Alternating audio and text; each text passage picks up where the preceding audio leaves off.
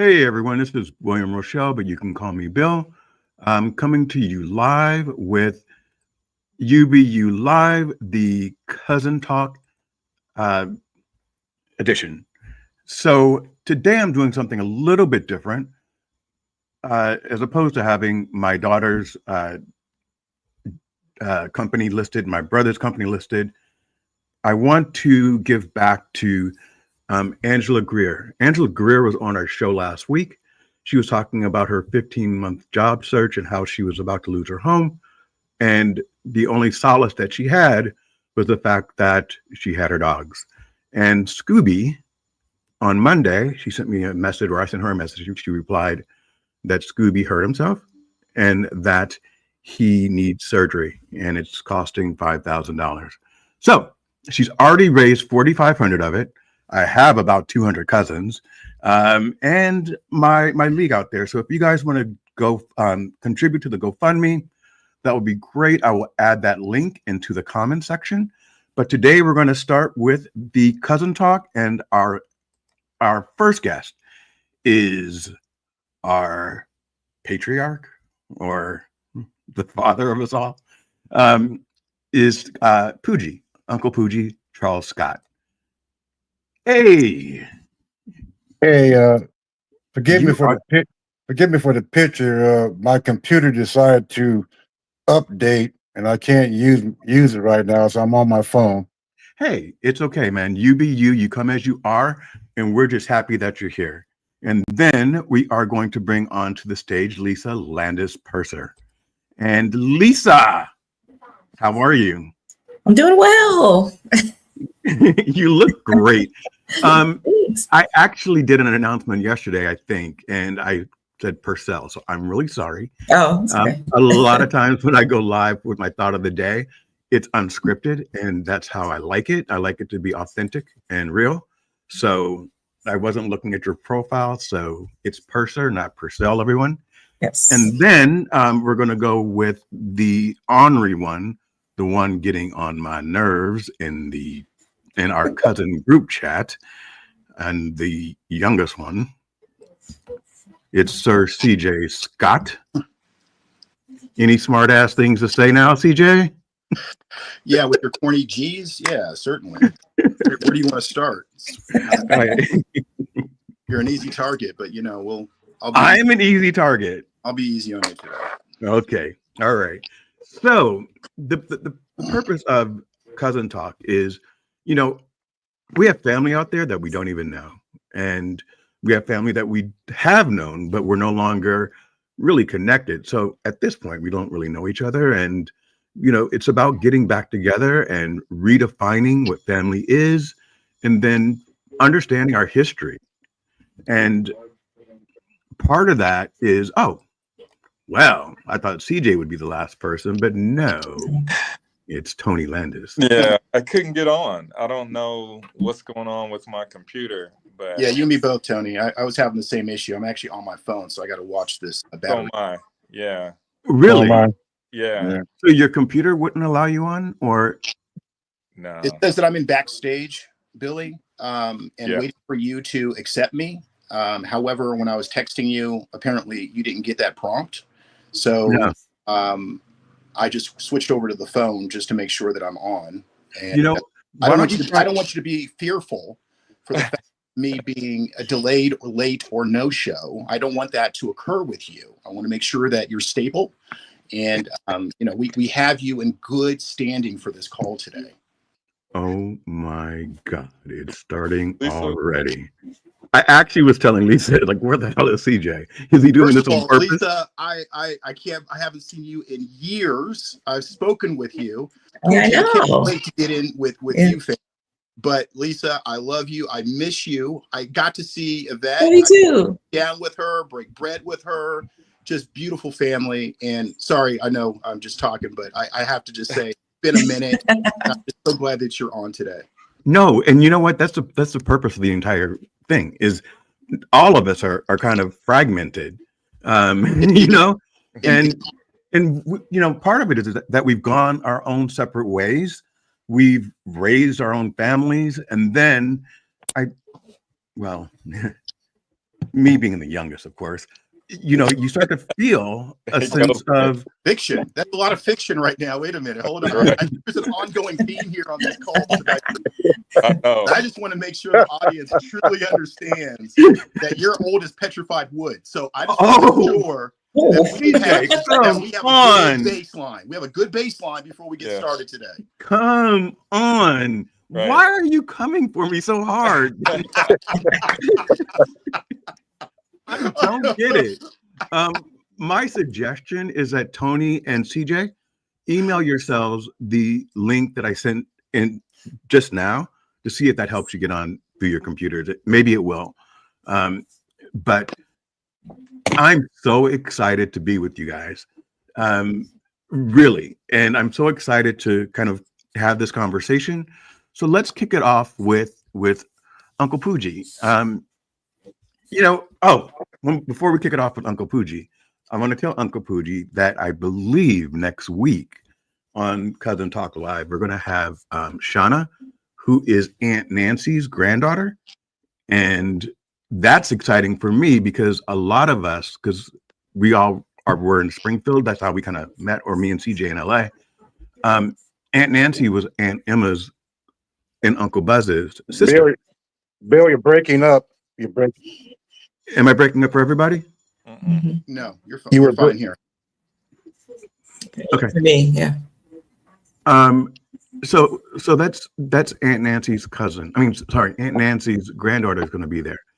And for a lot of us, I only met Aunt Nancy once in my entire life.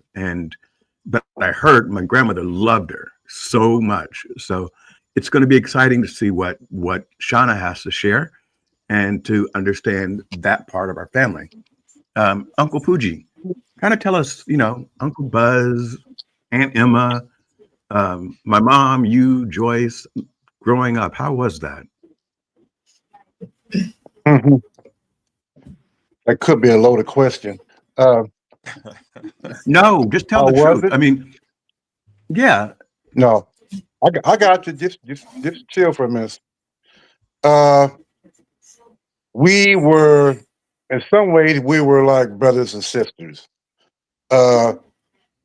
Very tight, and that was because the parents, the adults, were very close. Communicated constantly. Matter of fact, Joyce and Barbara couldn't go anywhere by themselves or socialize. You know, we had at one time we had a colored beach on the lake, and there were a lot of activities out there. And Aunt Emma would tell my mother that she wanted me to be the one that took them out and about. So I was basically responsible for those two guys, and we kind of grew close through that process. Other than that, you know, the family was. We had. I always say that when you look at the collective, there was a group of powerful, wonderful, creative people in that family structure on both sides of the fence. The Scotts and the Kincans, which was my mother's side of the family. Okay. So one of the things I remember is that my grandmother and my grandfather and Uncle Buzz and Aunt Virginia, and we can go down the list, but the Scott family was very, very close. And we all felt like, me and Phil, and you know, growing up, that you were basically a surrogate dad, you know? Uncle Buzz and Emma said they were twins, which they kind of looked alike a lot. But people tend to grow softer as they mature. So grandparents are different than the parents.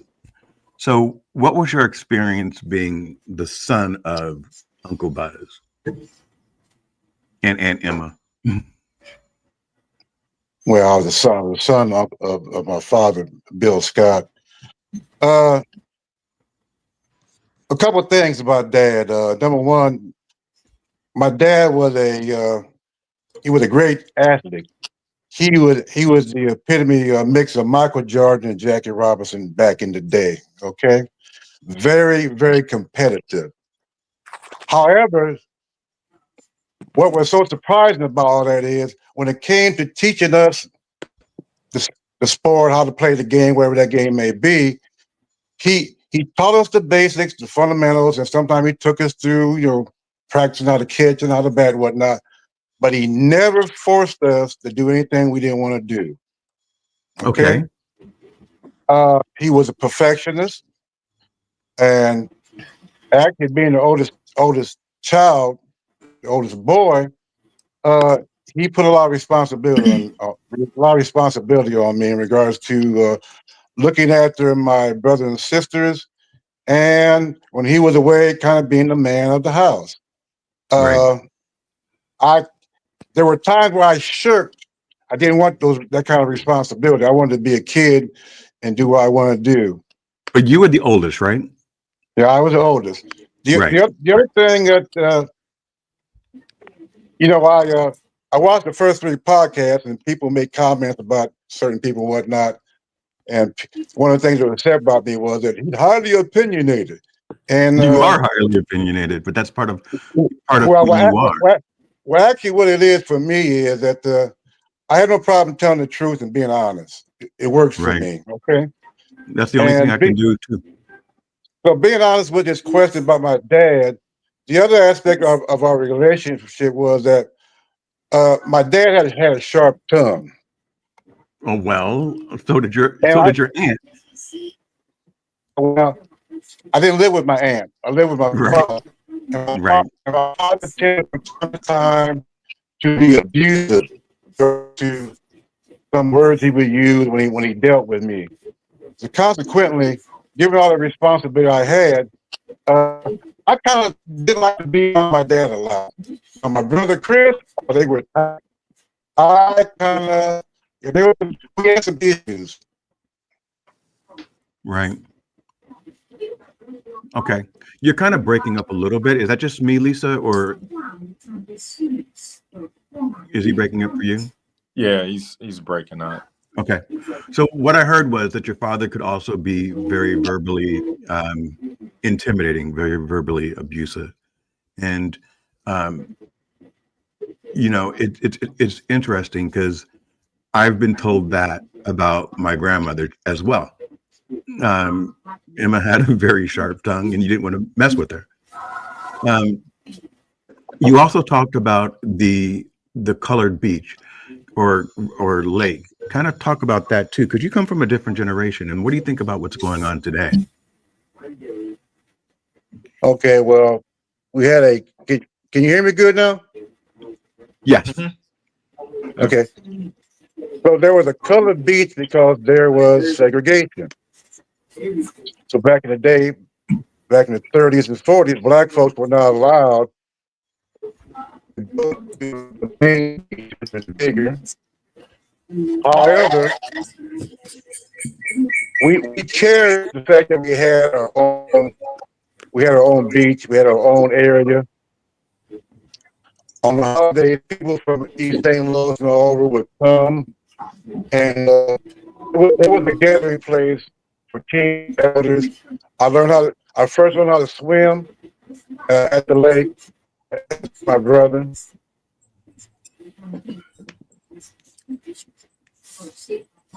So what was the question, sir? Yeah, that was a great answer. I also want to point out that, and I hope this doesn't really affect anyone's feelings, but Deborah Scott's only said, go CJ and added hearts. So the rest of you to Deborah Scott obviously aren't on the show. Only CJ is. So now I'm feeling Deborah, I love Deborah. Oh my God, vivid memories there. I tell you. Now I'm feeling a certain way about CJ. CJ, you're becoming the disruptor. Well, I'll tell you what. Well, I'll tell you what, Billy. I'm not. Let me say this. I don't want too much time to be spent on me because this is the first time I've had the opportunity to meet Lisa. I've heard of her, never met her. CJ, the son of I live over in the same James Scott, neighborhood. correct? Yes, sir. CJ, your dad and I were like brothers. Love him, awesome person. And Tony, knew you existed, but never spent much time around you, if any. So that's a That's the pleasure. purpose. And I'm here basically not to run my mouth and talk about me, but to basically take this opportunity to learn about you guys. Okay. Oh, that's great. I have a question for you. Outside of Aunt Nancy, can you tell us a little bit about Uncle Tooks? And then after you do that, where did all these nicknames come from? Tooks, Buzz, Fuji. Kind of what was the facilitator of that? And then we'll get into the three, well, Okay. the two important people. The nicknames, I had no idea where they come from. I just know that I was not ashamed of my nickname. Fuji, back in where I grew up at, Fuji is notorious. So I'm not ashamed of that name. Okay. As to Uncle Tooks,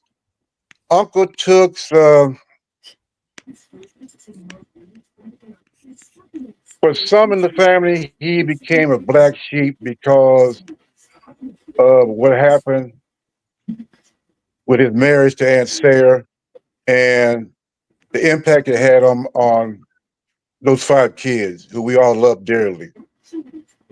Okay. Don't get me wrong, love Uncle Tooks, respect Uncle Tooks, but I actually didn't spend a lot of time around him. You did not. No. Right.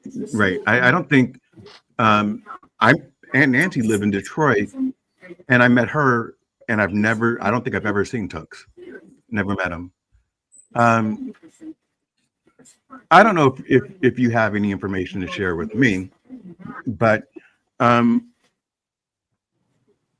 always dealt with the absence of my father. Do you remember him at all? Yeah, Bill. I used to come when I was a police officer back in the day. I remember that. We I would remember visit- your uniform. Yeah, we would visit your mother and father from time to time, and I just want to say this. He was as much as I thought I knew about Black history and et cetera, the Black Panthers. Your father was a hell of a teacher. He knew it. He was brilliant. His communication skills were pristine. I would sit back and just listen to him talk. The man was brilliant, absolutely brilliant. I loved him. Really? And he never took me around.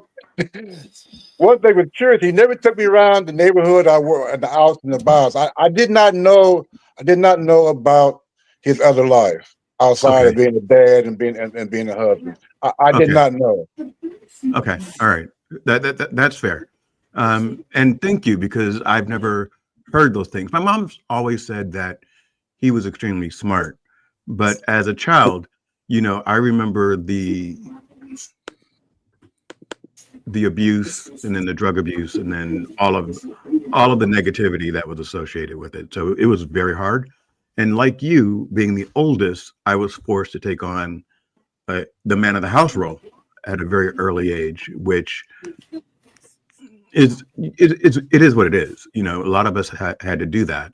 So thank you for sharing that information. That's positive information. It's really not what I have. So thank you. Let's talk to Lisa. That means you say hi, Bill. How's it going? Is she asleep? Okay. The connection is really bad, so everything is filtering and in and out. For me? Yeah. Can you hear me? Yes, I can hear you fine. So you guys cannot hear me? No, I can hear you. Yeah, we can hear you. Okay. You're clear. Okay, I know that Uncle Must be Pooji. I can hear Springfield. you. Yeah, I think Uncle Pooji was going in and out. But Lisa, are you there? Yeah, can you hear me? Yeah, Yeah. I can hear you. So, what have you been up to? Hello? Okay. Yes. Uh-oh. Seems to be a delay. Okay. Go ahead.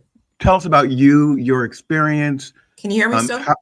Yes, how you're related to the family and your lineage. So you are Bernadette's daughter Okay. or granddaughter? Yes, her I'm the eldest granddaughter. daughter Okay. of, yes. All right. And what have you been up to? So CJ and I'm the and oldest Tony, daughter you of guys can hear me. Bernadette. You're the oldest daughter of And, Bernadette. Okay. and her father was your Uncle Took's. Okay. So you're Jimmy's first. You're his niece, and CJ's first Yeah, cousin. you're kind of cutting out. I can't. All right. Let's go to Tony Yeah, real quick. I'm James's granddaughter. Tony, can you hear me? Okay. Yeah, I can hear you. All right. All right. You Springfield guys, I don't Yes, know what's going on. Yeah. Is it Yeah. right? So Tony, I really appreciate you coming on. I have been thinking about adding you since our last discussion. I really want to add you with Chris, Pooji's brother, because he is deep into the family history. And you seem to have done a lot of research as well. So I think that would be a really great show, having you and him on together. Do you know Christy? Yeah. Okay. Yeah, I think so. I didn't want to reach out to you for today because I didn't want to oversaturate you or make you feel like you were obligated. But I'm really glad that you offered. Off the podcast. No. I just want to make sure that I didn't make you feel obligated. So it's great connecting with you. Let's see. Should we talk to CJ? Oh, before you do that, though, just Yeah. clarify that Lisa, for those who don't know, Lisa is my sister. So for people who are watching, so to make that connection, I couldn't put my last name in there, but yeah. So like she said, she's the oldest, I'm the middle, and then we have a younger sister, Carmen. Okay, got it. Yeah. I'm sorry that Lisa can't hear, but once everything stops breaking up, let me know, Yeah, okay? you Because I have- want you to chime in. What? Yeah, I can hear now. Billy, you don't have to lead me. I will. Oh, you can hear now? Oh, okay. Yes. Go ahead. Go ahead, CJ. Yeah, I was going to say, you don't have to lead me. I'll go right and jump into it, man. Go ahead. I appreciate the fact that I'm getting this nostalgia about this Run DMC outfit you're wearing right now. I feel like you're about to hit these turntables. And I love the glasses. I think we're just missing some jewelry. But Billy, I got to tell you, man, I'm glad that we're on. I'm glad that we're having an opportunity to really get to meet for the first time in some cases our family, and certainly definitely introductions of what our family has connected through time for us to our generation to be able to hear that. I have been more on the side of my mother's family than my father's family. Right. My real connection with the Scott family has been with Auntie Bernadette, cousin Lisa, and cousin Tony and Carmen. Right. So that has been always my connection, along with my grandma Sarah, who's passed. Right. So due to the fact of my distance from Springfield in California, my only real connection of that was with my dad, and of course his connection with his family. And so that was here and there in regards to when we would make those connections. But for the most part, I feel that I'm kind of like the fourth sibling in regards to the Bernadette family, right? And Uncle Eric, right? So we had some great memories together. But as far as my connection, I'm the son of James J. Scott. And my mother. For those of you that don't know, James J. Scott was our elder last week, and he talked about his breaking up with the woman at the restaurant, which was the most absurd story I've ever heard. And Jeremy is still laughing about that. Go ahead, Chris. Yeah. So it's either I have three first names: Christian, James, and Scott. You can call me CJ, but please do not call me Chris. I just called you Chris. You did. You were called. That's why I put that out there. I'm trying to save you, Billy, for any other mishaps that you have on this call today. I just want to help you. Oh my God. So let's put that out front now. Okay. So Chris, no. Wow. Okay. I got three first names you can use, whichever one. I got options for you, Billy. Okay. Oh my God. Can someone help me on this? It's like, sure. I haven't spoken to this man in 30 years, and all he wants to do is tear me down. I jump right into the conversation that we left a long time ago, man. You know what, though? You know what, though? This is what's so great about family, because we're just connected, you know, and it doesn't matter. There's I keep saying this on every show. There's a thread that connects us, and we instantly feel like nothing is, you know, skipped a beat. And even in the ones that we haven't met, they are our family, and we feel an instant connection. I have something for you, CJ, and this is kind of serious, okay? I know that you're big time right now, and I don't know what that means. you know what it means. And I have a friend, Angela Greer, that is not a well. She's I met her last week on a podcast. She's been a recruiter for several years in Beijing in multiple countries, and she's been looking for a job for 15 months. So I'd love to give you her resume. I don't know if you have any connections out there, but you know, I believe in helping others, regardless of whether or not they're family or friends or just someone that you met in passing, because we never know. And Tony and Lisa, same thing. We never know where someone's blessing is going to come from. And if we can bless somebody, we should. Sure. So I agree with that. I fully support that. What's her industry?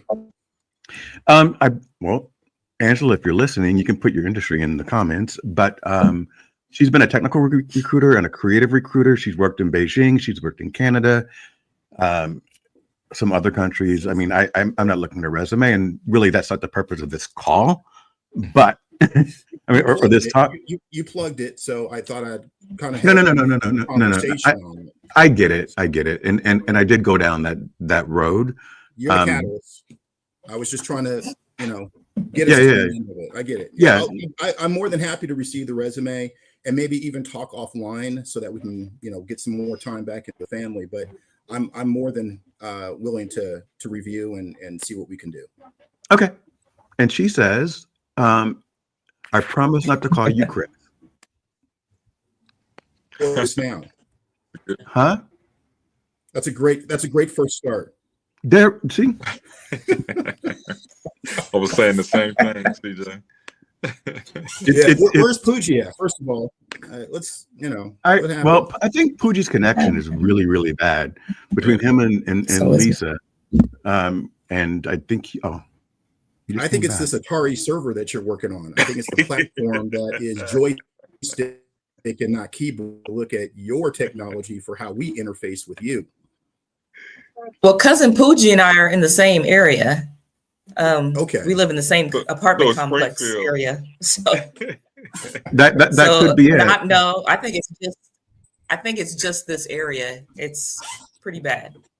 Because the rest of that's one of the reasons why, CJ, that I asked everyone else if they could hear me okay, because it was Pooji and Lisa that were saying that I was breaking up. So I did do what you would consider to be the triage, which is making sure that my technology is working correctly. And in 3 more seconds, you have 4 more times to call me out.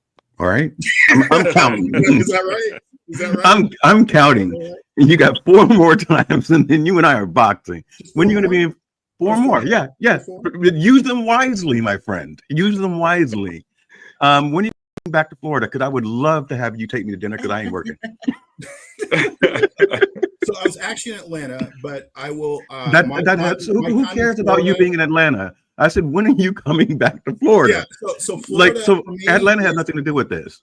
So Miami is where I'll be coming in most likely in August. I'll be here in August. Hopefully, I'll have a job by then. It's killer out here, man. It's killing me. If you come in August, then I'll take care of. We'll go Dutch. Let's do that. I'll probably be catching up on some bills. So this is really interesting because first of all, you and I had hung out a couple of times when we were in LA. Your dad and my mom would come over to my mom's, or we would come over and I think we would pick you up. I don't know if your dad came with us or not, but I think the best time we had was when Lisa and Tony came out, and then the three of us kind of toured LA. We went to Michael Jackson's home. That was an adventure. The whole day or the experience was the whole day. I don't care how old I get. I will always have this memory. Yes. You know what? I appreciate that. Courtney, does everyone know Courtney Carter? Yeah.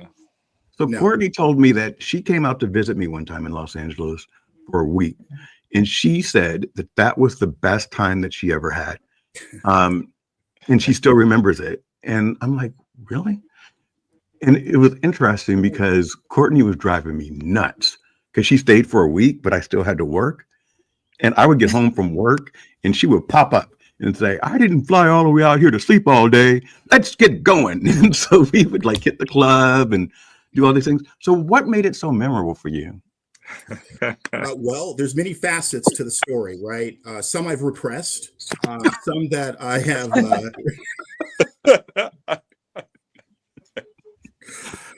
some that really, amplify in regards to, having a really good laugh. But all in all, it was a great first impression and experience with you, Billy. That wasn't our first impression, Chris, CJ, whoever you are. So you got two more of those. Hey, that was karate. Karate. Two more. Okay, all right. So come on, talk about it, because my memory might be different from yours. Yeah. So okay, I can't. As far as the timeline is concerned, Billy, I always think the memory's so paramount for me. It was like the first time I met you. So that you're right. It could be false in that sense in regards to where I remember, but and there's different sides of the story, right? In regards to Tony and Lisa having the opportunity of being with us as well in their experience. But my experience was, it was a lot of fun. Number one, for Tony and Lisa coming to California and having the opportunity of touring some areas that I was looking forward to being at too, right? So UCLA, we had an opportunity of having Numero Uno. That was a very interesting memory. I call that the hot lunch. Do you remember that, Billy? Numero Uno, the pizza place? Do you remember us having lunch that day? Yeah. You were taking us to lunch, Billy. You remember that day? Yeah. Okay. Do you remember what happened that day? No. Of course you don't. It's interesting. It's interesting what we remember, right? Okay. Do I want to remember what happened that day? Probably did we get arrested? Hey, listen. I'm going to call it the hot lunch. Okay. Did we dine and ditch? That's right. I'm glad you said. I didn't want to bring that up, but we'll take it around the room here in a minute. But hold on. What's up? Yeah. You were like, hey, we're done with our meal, and you just jetted. And Tony and I and Lisa are looking at each other like, what just happened? And we thought you went to the restroom, but you were outside getting some fresh air. And we're like, and I'm in 8th grade, mind you. Okay, so this is freaking me out, right? This is why it's such a vivid memory for me, right? And I'm like, I got 2 pennies and some lint in my pocket, right? I'm like, I don't know how I'm gonna like take care of this pizza bill, right? So I'm looking at cousin Lisa because she's the oldest, and she's like, where did he go? And I'm like, oh crap, right? If she doesn't know, I'm looking at Tony. He's like, man, what do we do? So Tony and I, we're like, okay, we get up and go. Thinking that Lisa is with us, but she's still there. We're outside, and you're like pacing or in the car or whatever, right? And you're like, wait, hey, what's going on? You ready to go? And I'm like, dude, what's going on? Hey. Right? So, and then Lisa comes out, and they'll have their own side of the story, but I believe there was some animosity there. Okay. Oh, did Lisa? Did you pay? No one paid. No, the bill is still standing at numero uno in Westwood with interest. I am sure. Right. Okay. You were taking us to lunch, there. Billy. You were taking us to lunch. And with inflation today, that bill is quite heavy, Billy. We gotta get you working quick so you can go back and pay that bill. Right. Because I've been getting phone calls anonymously with numero uno, and they're not even in business anymore. So I'm like, I don't want people coming up to my house with baseball bats talking about they want pizza money. I am just I'm a good time.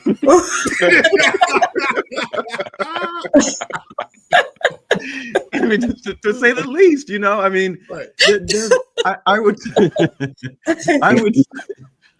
say you did grow up in the South Side of Chicago, right? Till I was 12. But this I have a tendency, even as an adult, me being in my 40s, to be a jokester. Yes. To really be a jokester, and I don't know if I intended to dine and ditch, or if I was like playing with one of you guys. No, it's very natural. It was very natural, Billy. Billy, it was very much like intentional. Water or breathing oxygen or walking, right? So the intention, don't know about that piece, but it was very much like putting on socks and shoes. That's funny. That is. I'm sorry. So am I. But thank you for the memory. Hey, that was one facet of many within that day. So that day let's come out of that, because there's many other stories around that. Do you know what's really funny though? Based upon how you guys tell it, we can actually do a movie script about one day with Bill, and kind of like exaggerate a little bit, but just like no exaggeration needed. No exaggeration. There's plenty there. Just the facts. Exactly. That'll do it. That'll sell it. That'll sell it. Yes. So I'm trying to figure out how old I was. So I left. Listen, you were driving, and I was in 8th grade, right? So this 40 thing, I'm not 15. Sure where that comes from. So, but excuse me. I remember. Well, I was driving at 12, so that really doesn't. You weren't 12, my friend. Okay. Yeah. So I left my house at 16. So was I living at home, or was I living on my own at the time? I think you had your own place. Okay. Because we went to a house because you needed to change, because we had been at the beach, even though we weren't dressed for the beach. That's right. How things played out. Wait. So take me back, because I don't remember any of this. Okay. Go through it. So we went to the beach. Well, here we go. So the day actually started out, we were with your mom. And so we were with your mom, CJ's dad, our parents, me and Lisa's parents, and we were all out shopping. So I wanted to go to the swap meet. Okay, we're from the Midwest. We haven't been in LA for years, since we were like little kids. And so, I'm 15 years old, and I want to get some Jordans, because I heard that there's Jordans at the swap meet. And I didn't want to pay $100 for Jordans. There are no real Jordans at the swap meet. You know that, right? So your mom takes us to the swap meet, Like she and would. they didn't have any Jordans. And I was like, Right. well, where are the Jordans at? And so she was like, CJ was like, they're in Crenshaw. And so we were trying to get her to take us to the Crenshaw swap meet, and she was like, no, we're not going to Crenshaw. We're not going over there. And we were like, It's come really on. nice right now, by the way. What's Are you that? still in LA? Sean, it's good. No, like the neighborhoods behind the mall and everything. They've really cleaned it up. Last time I was there, which was a year ago, it was beautiful. The street, the main street itself is still Crenshaw, but you know, the neighbor, yeah, they cleaned all that out. Yeah. Well, Go I ahead. Go ahead, Tony. I don't know if they cleaned it out or I'm at the edge of not. my seat in I just regards wanted to your some side of the Jordans. story on this. That weren't $120. And so so we never got the Jordans because we were at the Swami. We weren't going to Crenshaw. And then you showed up because your mom had told you that we were going to be there. And so at that time, we all split up. So we split up from the adults and we went with you. But you had like a date with you and y'all were headed to the beach. And so we all hopped in the car. You remember that, Lisa? Yeah. Yeah. So we all hopped in the car and we headed to the beach. Now, mind you, we weren't wearing beach wear. We weren't prepared to go to the beach. But Man, we were sweating. I mean, clothes were sticking to our body. You know, it was hot. We're at the beach, sands in my collar. You know, you got flip-flops on, I got wingtips. It was like not the place to be for us. But your date, they were chilling, and I guess this was like the first time you were. Why were you in wingtips in 8th grade? So first of all, that's a lie. All right, so let's understand that part of being a Scot is to aspect of hold on. Hey, Chris, calm down. I have one more. I got one more. Hey, dim the rules. Dim the rules. So part of being a Scot is to overflate and be really very colorful with our stories. They're not lies. they're just rather embellishing on the facts. But go ahead, Christopher, and your wingtips on the beach. I'm sorry, you're Christopher. That's fine. Christopher? DJ, all the options Christian. You're going way outside of what I didn't even put on the table, man. You know, I mean, you got to start naming me like. I just got lightheaded. Well, the whole Chris thing happened when we were in the car. So we left the beach and then we were headed to your house. So you had to drop your date off, and you dropped her off, and then you were asking us, well, what do you guys think? And we were like, we don't know. We didn't know her. We was like, yeah, you probably don't want to be with her. You were like, you don't think so? We were like, yeah, you probably don't want to be with her. Okay. So we were just messing with you. But anyway, that's in the cars when you called CJ Chris, because you were like, I'm not gonna call you CJ. That sounds like a young kid or too childish. He said, I'm gonna call you Chris. That's what you said, Billy. And so it stays. And so it stays. So it stays, right? I mean, I don't get it. Why is this such a problem? You know, that's our unique bond, CJ. Right. Unique indeed. Right. Huh? Unique indeed. So after numero uno, after the beach, we went to numero uno. Is that right? No, we went to your house. Okay. Change. And so all of you guys changed? No, we had on our clothes. We didn't have anything like so I just beach wear, man. I just kept Billy. I just kept y'all sweaty and funky, filled with sand. Did I at least get in the water? No, nobody got in the water. Okay. Then that's a good thing. Right? Yeah. And so when we got to your house, so we got into the neighborhood wherever you lived, and I guess there were some Hare Krishners. Yes. on the Yes, absolutely. On Matsika, yeah. right. And so when we're driving, I it's like, repress this. what'd you say? What'd you say, CJ? I repress this memory. You guys started yelling at him, like, Ooh. like out the, like Hare Krishnas. And I was like, what? What is going on? Because, you know, I had never seen anything like that. And they were all, I guess they were out in the front yard or wherever they lived, you know, doing their thing. And so we got to your house. And then after that, that's when we headed out because we wanted to go to Westwood. Right. And that's where the numero uno was. And so we went out to Westwood because I guess there was a Nike shop out there that I wanted to go to, that had, and it was an amazing shop because it had like the Nike symbol, looked like it was coming from out of the sky, and it crashed into the store. Yeah. From the top. And so it was pretty incredible. But before we went there, we went to Uno because like everybody was hungry.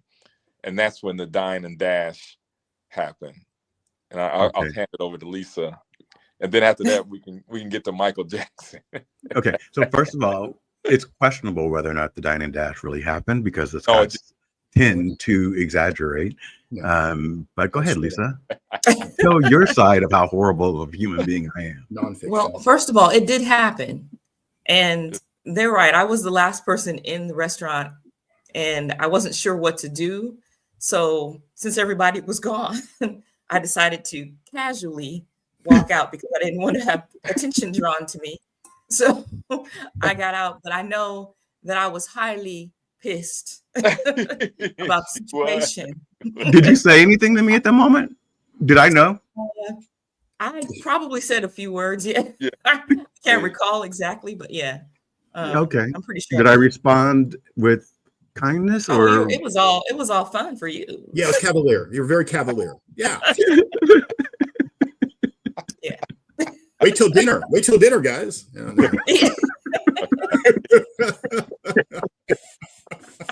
You haven't seen nothing yet. So Lisa confronted me and I'm like, Pasha, it's okay. Why are you so mad? Right. No big deal. Okay. No big deal. And did we ever make up, Lisa? Are you still mad? No, not mad. Okay. I want to formally apologize to you guys for being such a bad influence as a younger cousin to you. But remember, you know, I was looking up to you guys and and you know, trying to the embellishment of the Scott family is really exuding out of this call Strong right now. Right. So after was it called numero uno or just Uno? I think numero uno is a game. I think it's called Uno. Is it? No, I thought. Oh no, it was numero uno. I thought it was numero uno. Yeah. And then they everybody shortens everything up, right? And they they started calling it Uno. Mm-hmm.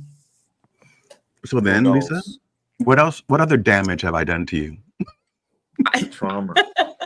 The trauma of it all. Therapy was all I needed. know is that we ended up in Michael Jackson's house outside. Yeah. And that was where the other tourists were gathered. Yes, and that was during the Janet Jackson really height of her coming out, right? And so that's when Janet and Michael were still living on Havenhurst. That was before he bought Neverland. Right. That's how old I am. So that was before any scandals or anything. Right. And wasn't there a Michael Jackson impersonator outside? There was all kinds of people outside. There were a lot of people out. And you know, initially that wasn't even a plan to go to Michael Jackson's house because we went to, before we got there, so like when we left Westwood, we headed to Rodeo Drive because we were like, well, that's where all the movie stars live. You know, they don't live in Beverly Hills, and so we're like, yeah, let's do that. So we went to Rodeo Drive, and when we rolled in, we saw this big house. I remember, and we were all looking at us like, that house looks so familiar. and we couldn't recall what it was, but there was a tour bus that was driving by us, a tour van or something that was driving by us, and it had a bunch of people in there. And you, Billy, you asked the guy, was like, whose house is this? And he said, have you ever seen the Beverly Hillbillies? Yeah, I We were remember all that. like, yeah, that's right. That's the Beverly Hillbillies house. Yeah. So we were all pumped, That was because Bel Air. right. Oh, Bel Yeah. Air. Okay. Yeah. And so we continued to drive through there. And how did we find the house? Like, did we just find it? We were by just accident? driving. You just Okay. drove through, and we ended up. I do recall that we ended up. You had to turn around, and there was no way to turn around, so you ended up backing into Ed McMahon. Remember from the Tonight Show? Uh-huh. You backed into Ed McMahon's driveway. How do we know it was Ed McMahon? I can't recall. I don't know if somebody told us that, but we knew it was his. It was his driveway. Okay. Yeah, I can't recall specifically, but I do remember that. And then we left there. That's when we saw UCLA's campus. We didn't go on campus. We drove by it. And then as we were driving, you were like, "Hey, let's go to Michael Jackson's house." And I don't know how I came up, but we went and we were like, "Yeah, let's do that." And that's when we showed up at Michael Havenhurst Jackson's Estate. house in the circus. The circus. And then we kind of escalated that, didn't we? I remember that we started Oh, becoming family man. members of the Jackson family. And I'm sorry. Go back. That was all I didn't hear what Billy. you said. We started doing what? I We were believe it was impersonating. prompted by you, Billy, but I could be wrong. So let me just, let me preface that. It was Billy. It was Yeah. something about, hey, it might be a good idea for us to be family members of the Jackson family. And it's funny that you have cousins on this, and we were to be cousins to the Jackson family. And as absurd as that sounds and was, it actually worked, right? So we came out from the backside. I remember we came out from the backside with this plan, and everybody in the front was like, "Where'd you guys come from?" Oh, Billy's like, "We hopped the fence. We had to get out and get some. We were just tired of being in there with the family." "They're your family?" "Yeah, we're cousins. We coming in from," I forgot where we said we were coming in from. I'm like, We said Indiana. what are we gonna do? What's going on here? I said this whole dynamic changed for us being actual visitors and actually being part of the group that was there to us now being family, right? Everybody's like, "Oh, let's take pictures. Oh, the cousins are over here. They're breaking out." And I'm like, "Really?"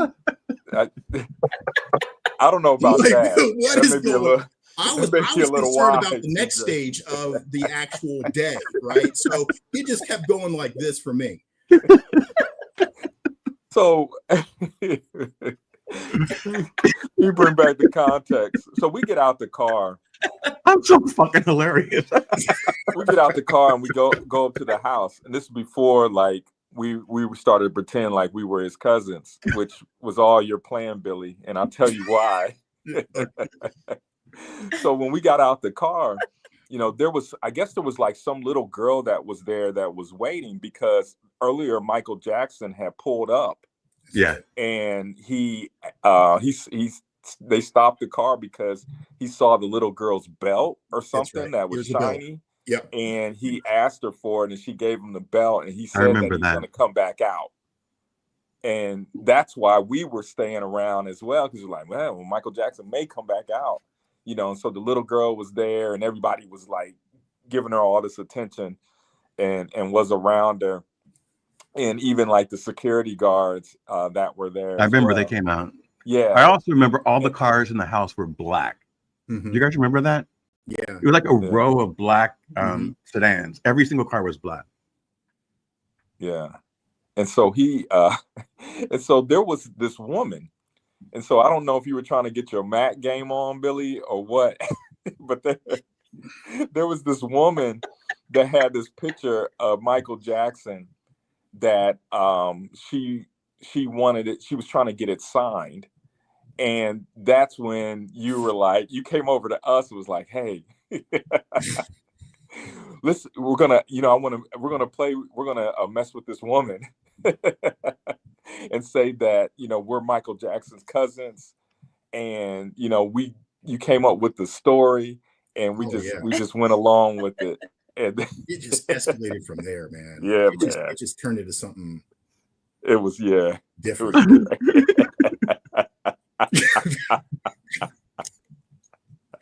I was like, dang, he's creative. Billy's creative. Yeah. On the Do spot, like, damn. Right. Do you guys want to hear something funny? This is kind of similar but different. I shouldn't really say this, but I am. So I have a friend. Her name is Michelle, and she's from England. So she has an English accent. And I was in New York, and for some reason I had a limousine. So we went up to this nightclub, one of the biggest nightclubs in New York, and I said, "Hey, we have one of the Spice Girls in the car." I don't remember which one it was. And the guy was like, "Sure, come on in." He kind of let the things go. And so Michelle walks out, and she does look like Sporty Spice or whichever one it was. And she's like, "Hello." And we just got the VIP treatment. They let us in. Everything was free. So I continued that way into my 20s. She'll be on next. Yeah. Huh? Michelle will be on next. Yeah. Michelle, if you're out there, please chime in. Yeah, so that was fun. Yeah, it was crazy. So how do we get home? And here's the thing that's we have to tell. There was no drinking involved. I mean, this was just me being me. Yes. Yeah. And we were all kids. Except for, like, Except for I you, think Billy. Lisa. Except for How Billy. old were you, Lisa? You were probably like 19. Yeah. Yeah, I was around that. 15 years old. I was 15. So yeah, was you were probably 13. 19. CJ was 13. And Billy, you weren't 19. He was 25. And you weren't 15. I was not 25. So we're gonna stop there. I thought you were like 21, 22. Yeah. I might have been. That's probably fair. That's probably fair. Yeah. Anyway. Just a hair away of 25, but let's stop. Yeah. All right. We're gonna leave that alone. I think that's number 3 for you. Got 3 more. Charles, Gucci. I don't know. Hey guys, I'm gonna let you know right now. I don't know if I'm gonna survive 3. All right. I don't know if I'm gonna get are through you disappointed at me or like? Okay? Just a disclaimer. I don't know if I'm gonna be able to do it.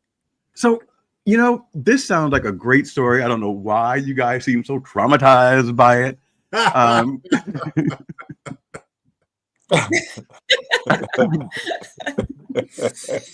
Yeah, I don't know why either, right? I mean, what's that all about? So the question is, Billy, where did all that come from? It's really interesting that you asked that, Pooji, because living in Los Angeles, you learn certain. Let's remove the pizza thing because that's embarrassing. But I got into a lot of parties and stuff like that by name dropping, and you're always like one person away from something. So I would go to parties and say, "Hey, I'm on the guest list," and they would say, "Well, who's guest list?" And I would say, "Reginald Hudlin," and they would go, "Okay, sir, let me in." And let me in. And I had friends that worked for Motown, and they would say, "Oh, Diana Ross is going to be at this thing," and I would go and say, "Hey, this person put me in their guest list," and they would just let me in. It was just a thing. So I was always at a backstage party or someplace because I always knew someone that would, at the Reginald Hudlin event, it was Salt and Pepper, it was Eddie Murphy. There was a bunch of like really high profile Black actors and actresses and singers at this event. So, I don't know. You're just used to getting the velvet rope removed. Okay, no, I'm not sharing what you just said, Deborah, so you can keep that to yourself. So yeah, I knocked down doors. Nothing was going to stop me. So I don't know where to go from here because I'm embarrassed. So, CJ, anything else that I need to repent for? Repent. No. No. It's all in fun, man. Oh, yeah. Was it? Hey. Honestly, though, thank you for the memories. On Yeah, that. that was hilarious. That has just taken about a good 30, 45 minutes of just half of the day, right? With Billy. Right. So a day in the life of Billy, just for the audience out there, you will be shocked, amazed, and packed full of memories for years to come in regards to having the adventure of Billy here. But isn't that the purpose of life, is to be adventurous and have fun? Billy, thank you so much for bringing that up. I agree with you. Thank you for sharing that segment of life that I'll never, ever touch again. And having the opportunity of, peeking or looking under the hood on that one, I certainly appreciate that experience. To never. Yeah. I mean, I would never dine and ditch today. Number one, because I probably couldn't run out, Number two, I don't work as they used to. Huh? I'm not as. I don't even think you touched the ground. You were so fast, Billy, and that was amazing. I know in prior segments, and Pooji was talking about, our family is very athletic. That day, Billy, you really showed your athleticism, right? I mean, you were gone. I mean, it was like. More like a magician. We thought you were in the bathroom. Yeah, it was amazing. So was I just like, they'll figure it out? Yeah. Man, it was messed up. We got it eventually. Because I looked at Lisa, was like, "You gonna pay Lisa?" And she was like, "No, I'm not paying anything." I can tell she's still getting mad about it. So let's leave it. And I probably had about $60 in my pocket, but I was trying to buy some tennis shoes, so I wasn't paying for it. And I was gonna get my shoes. Did you ever get those shoes? What are we gonna do? Did you ever get the shoes? Yeah, Did you get the shoes? Nah, because we didn't go to the swap meet, so I couldn't get the Jordans. But I ended up. We went to the Nike shop. What's that? I got some shoes. I guess it was at that store, right, CJ? Yeah. I got some like blue and gold Nikes that were UCLA colors. You got the blue and Nikes. They were really nice. They're actually displayed in the window. And in there, that was really fun. And nobody in Springfield had them. So see, I mean, come on, that was good. And I will say this, that experience really helped me get on board with being at UCLA, right? So I fell in love with the campus and the experience, and it was that was fun. That I had a good time with that. I think it started getting normal at the end of our day. Yeah. I think you were a bit exhausted, Billy. Honestly, I think you were like, you know what? This bag of tricks is for tomorrow morning. Yeah. We'll level this baby out this evening since we've had so much. Well, what people don't understand is Los Angeles, going from the beach to Westwood to Encino, that's a hell of a drive. And, so we went through Bel Air, we got out of the car to go in Westwood to go to the Nike shop. We went to Encino, to the Jackson's establishment, and we became Jacksons ourselves. That's a packed day, just in driving alone. So what time did we get back home? And then it was late, because it was. So this is the summertime, right? So it doesn't get dark until almost about 9. And so we were out there till probably about 10:30 at Jackson's. Yeah. Yeah. And then when we left, we never got anything to eat. So there was no dinner. Nobody had money. So we were traumatized. We were doing part 2, Dine and Dash. That wasn't going to happen. All right. So we never ate dinner. Did we get in trouble when we got back? No. And then where did I take you guys? Because were you guys staying with my mom, or we were staying with Uncle Jimmy? So I drove you guys back to Carson? I think so. God. Yeah, I must have been like dead when I got home. Like, because that's a lot. Going from Encino, going from Encino all the way to Carson and then going back to where I live, which was West LA. That's a lot. Yeah. So yeah, I was probably dead dog tired by that point. So, what type of adventures have you guys explored on your own without me? Since I had a question for Charles, cousin Pooji, because I know, like, I remember you, cousin, when whenever times when Uncle Pablo was around. I know that you and Uncle Pablo hung out a lot. What do you recall about Uncle Pablo? Whoa. I know that's a loaded question. I did want to ask because I know like Uncle Pablo played basketball, and I think somebody was telling me that he had an opportunity to go to North Carolina to play in college. Yeah, that may be true. I'm not familiar with that. Okay. What I know about my experience with Pablo was during his earlier days when he was younger. Yeah. Actually, when we become older, we all had a tendency to kind of move apart based on our journey, what we were into, Right. doors that were open for employment, which was big in those days because, let's be real.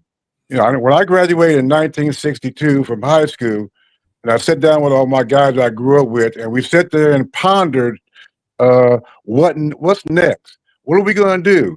The option then was you're going to go to work at some factory, you can join the service, and college. Well, when it came to college, very few black kids, particularly black males, were going to school back in those days. Okay, so when it came to Pablo, he kind of became notorious for some notorious, nefarious stuff. Okay, Yeah.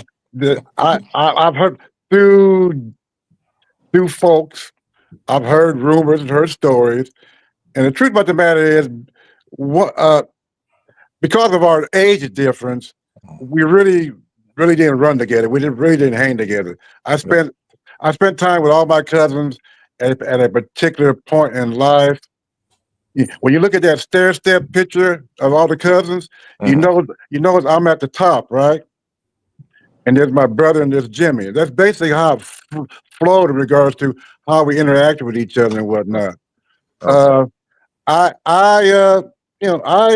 like all of us, I kind of just went with the flow of life. Began to set some priorities for myself, look for opportunities. Uh, so that was that. But I really wasn't that involved with Pablo at a certain point in time. Okay. So, but huh, he hung out with cousin Chrissy a lot then. Yeah, Okay, so that's what it yeah, was when those big as those I big was dudes. growing up, I could see all three of you together. So it makes sense Yeah, yeah. Every now and then, hanging based out. on Yeah. family outings and whatnot, I would be in the mix, but uh, I was not a loner. I was just basically not a trailblazer, but there were doors that were opening up, okay, that I took advantage of, and I was found myself at another level where I wasn't interacting with family as much as I used to, Wow. but I was always there for folks who needed a lift up or whatnot. I I, uh, I found that I don't want to get too deep, no, go but ahead, go. uh, at a very young age, probably around 9 or 10, I began to ask a question that I knew was pretty profound for a black boy, which was, "Lord, why am I here? What what is my purpose?" Uh, Long story short, I began to understand what my calling was. Well, that I had a calling and what it was. Okay. And it had to do with touching people, working with people, touching hearts, and which has been on a professional level, pretty well what I did in a lot of different areas and whatnot. Uh, However, as good as I was helping and lifting and whatnot, probably the major regret I had to this day is that I wasn't there for my son, for my baby boy, when he really needed me. Granted, I took Billy and the guys to Disney World for a week. I remember that. When I moved to Cincinnati, my son spent 6 straight summers with me, which was time for me to pour into him.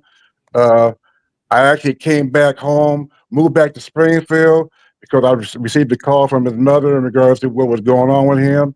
I love my baby, but the bottom line, the reason why I admire and respect CJ, your father, so much, because he made a statement last week which really hit home. He made a decision that his son, was his number one priority.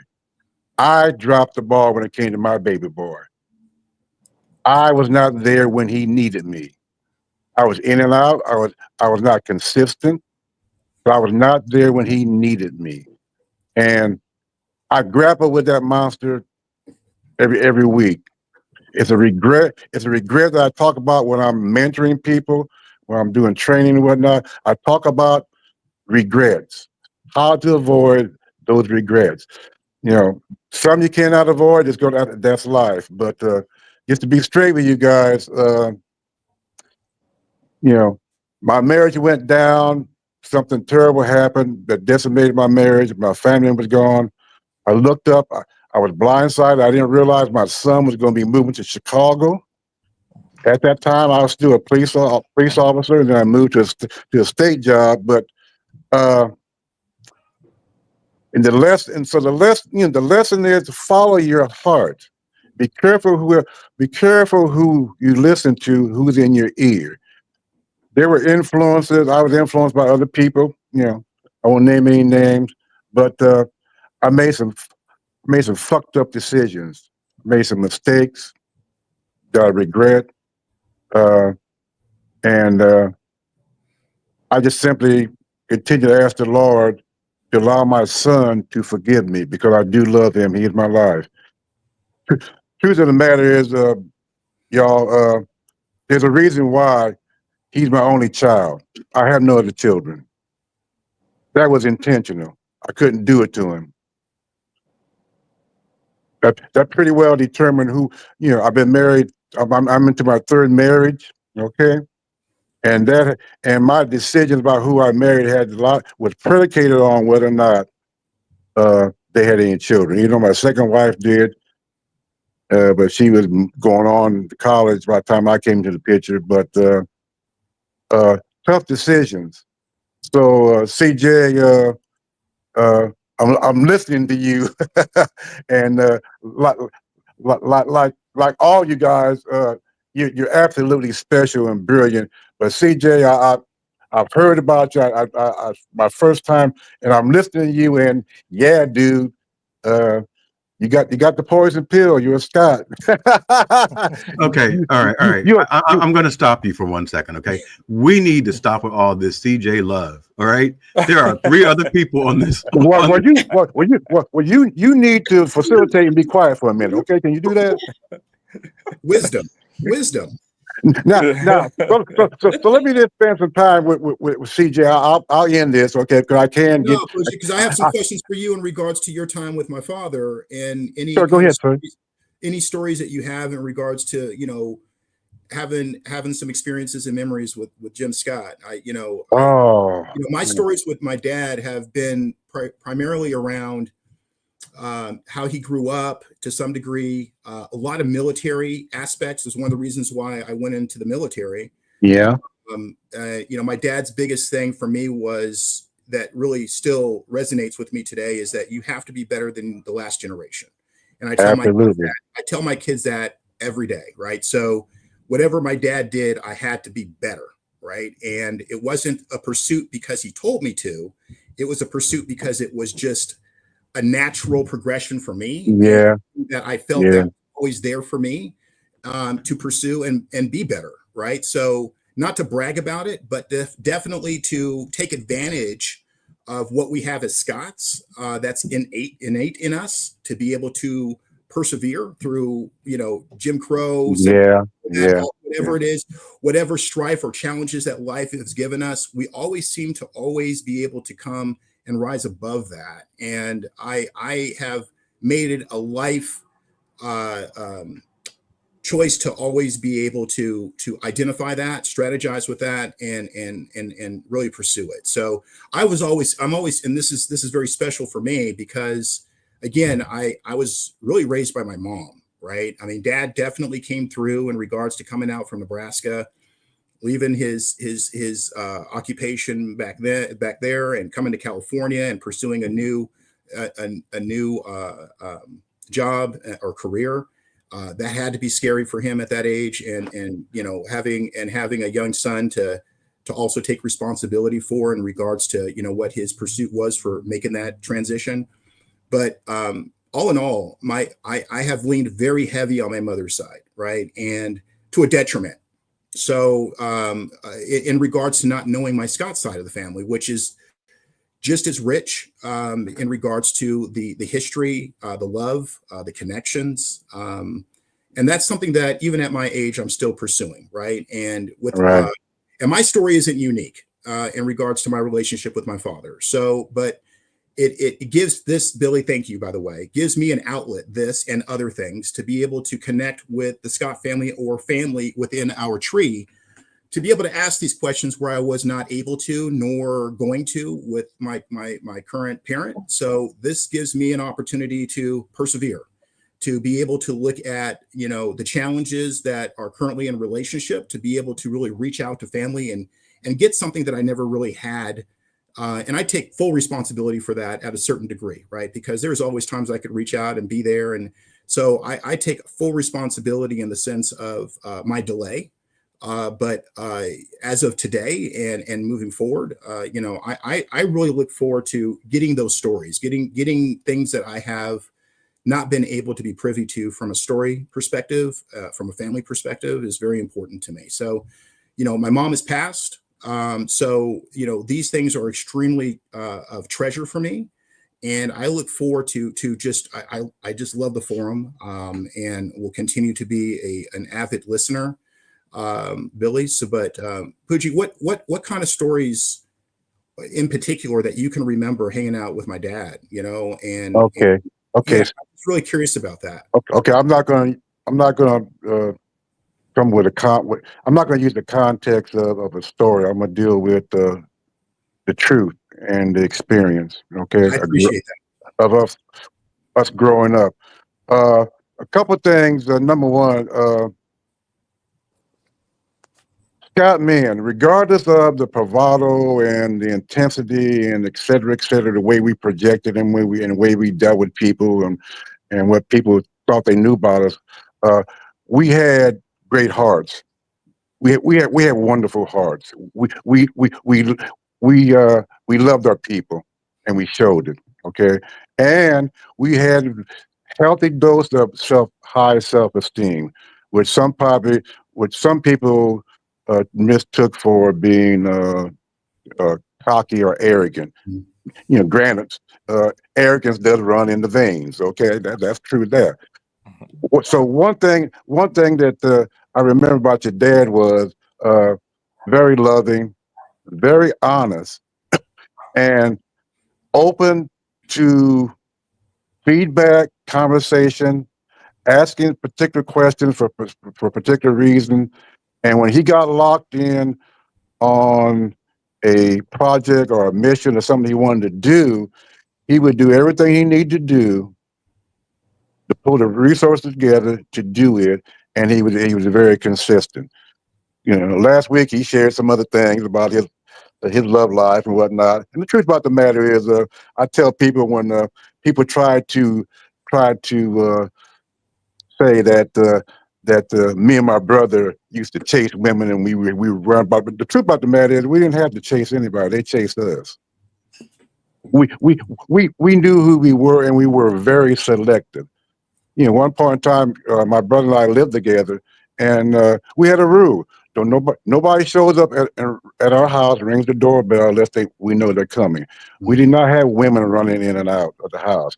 We were brought up by two wonderful parents, okay, who taught us some standards and some values that we always stuck with. So, but back to your dad.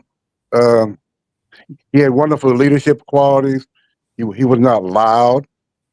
He could take charge when he needed to, but his love and support and the kind of relationship that we had because of our age, we were close, and special people, man.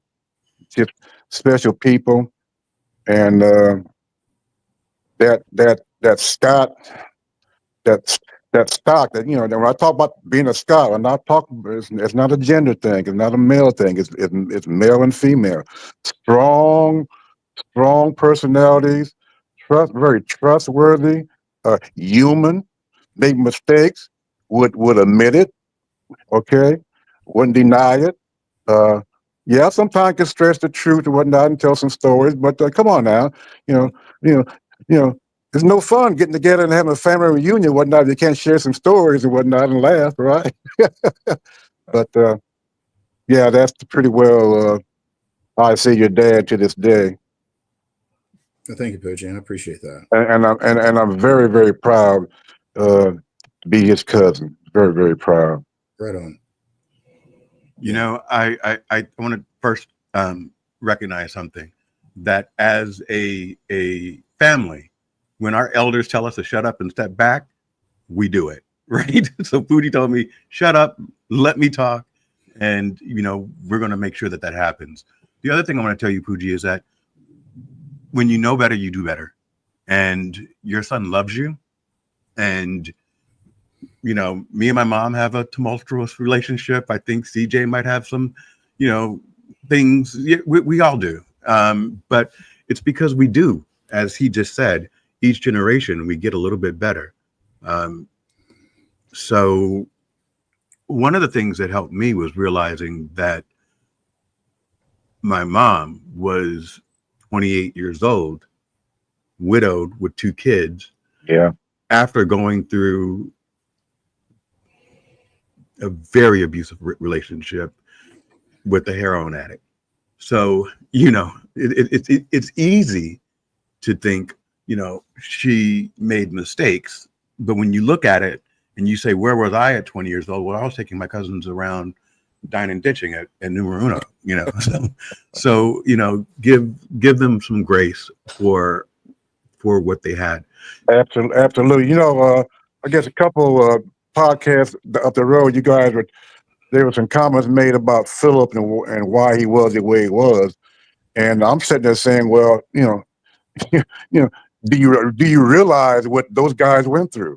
Yeah, we all tend to deal with trauma in different ways. Okay, absolutely, absolutely. Trauma hurts, and sometimes hurt people hurt other people. But you chose to be kind of an introvert at one time, son, as I remember. Okay, you were very quiet. Okay, I still really am. yeah, Me doing this. And Philip, he chose the opposite end of the spectrum. Okay, he was fire. Okay, Absolutely. He got it out, and then he really got it out. He got it out in sports. He got out how to interact with people and whatnot. And it wasn't because he was a kid out of control. That was his coping skills in play. Okay, Yeah. Because you guys went through I can't imagine. Okay, Yeah. Can't imagine. Yeah. It was really bad. I remember one time. My mom's gonna get mad at me for sharing this, but my father took my mother in front of me and Phil, and I remember he died when we were 8, and put a gun to her head. Oh. And when the police came to the house, because the neighbors called because of all this racket, Philip had to take them. If I was 8, he was 5, and show them where he hid the gun. I mean, it was bad. And Uncle Pooji, thank you so much for recognizing that I became an introvert, because at one point I was afraid of my own shadow, Yeah. And to this day, if someone in any industry, like at work or a friendship, if they yell, I retreat. Trigger. That's a trigger for you, right? Yeah. Mhm. If I can talk to you as much as you want. My mom always asks, "Why are you so silly?" It's because when it gets too aggressive, I don't know how to handle it. because it brings up trauma. And people don't understand how that continues.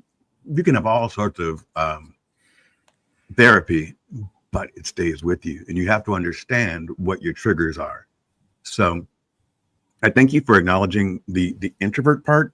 And I think that also was one of the reasons why Phil and I love him, and he's doing really great. So no one underestimate that man, because he is doing a phenomenal I'm freaking proud of job. absolutely. He's a great father. Yes, he is. Yes, he is. I've never been married to him, so I don't know what type of husband he is. But he's been married for like 30 years. And I think from a sibling perspective, you guys kind of have to put your head around this. You have an introvert, meaning I don't want to talk. And then you have someone very outgoing. And there's a friction because the introvert wants some type of attention, regardless of whether or not they're saying it or not. And then Philip freaking, he demanded attention and he got it. And so there was always that kind of like, where do I fit in? And Philip was always like, I'm going to fit in. So thank you. You never went to Vietnam, right, Charles? I was absolutely not going. Okay. Right. So let me share with you why I say that. Okay. Uh, so after we all graduated and we got married at the same time and had families, and if there were parties we went to, they were at each other's homes or whatnot. So all of a sudden we got this idea and we ran with the idea, and the idea was I was the editor of a black newspaper in Springfield called The Black Voice, the voice of the black community. And they made me be the editor. I don't know why. It's because I was kind of decent with words and had a decent vocabulary. Anyway, from that platform, we become community activists. And I always tell the story that the first reaction that we got from what came out of the newspaper came from an unlikely source. A negative reaction came from a very unlikely source. But then again, to us, when we talked about it, it wasn't a surprise. So the negativism that we received from in the black community came from the black church, and that's when we began to engage in developing the ability to analyze what's going on. So the question was, why are they attacking us? And what it came down to was we were a threat. We were a threat. Okay. Number one, we knew that a majority of black ministers at the time were not supportive of Martin Luther King Jr. Okay, that's just the truth. We have receipts. We know Really? that. Oh yeah, we have receipts. Do your homework. No, it was necessary. See, it was necessary for him to develop that coalition because a large percentage of the black community was not with him with what he was talking about.